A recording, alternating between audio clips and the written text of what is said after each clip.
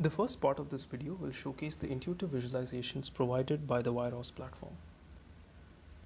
For this experiment, we set up two off-the-shelf ACES access points as a transmitter and receiver.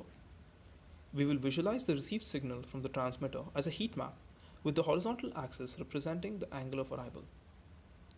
The color intensity of the pixels in the heat map represent the likelihood of the angle predictions. We will see that these peaks move as we pivot the receiver. Specifically, the bearing of the transmitter, which is placed 2 meters away in the corridor, changes with respect to the receivers as it is rotated. And we can consequently measure this change in bearings from the movement of the brightest peaks in the profiles from left to right.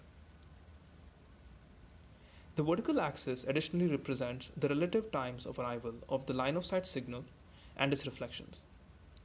In some profiles, we will observe multiple peaks arriving below the brighter line of sight signal as a consequence of these reflections. A user-defined received signal strength or RSSI threshold can be set up by the user to reject packets. The black and white profiles are those packets which have been rejected. Lower RSSI values are often associated with a weak or absent direct path signal from destructive interferences during movement or by blockages.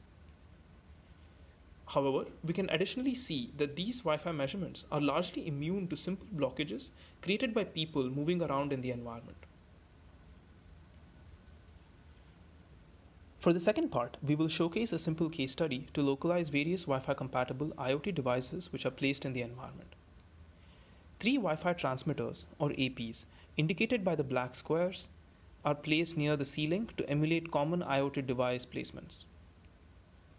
A robot deployed in this environment, as shown by the black arrow, with a WiROS compatible access point, receives Wi-Fi signals from these Wi-Fi transmitters.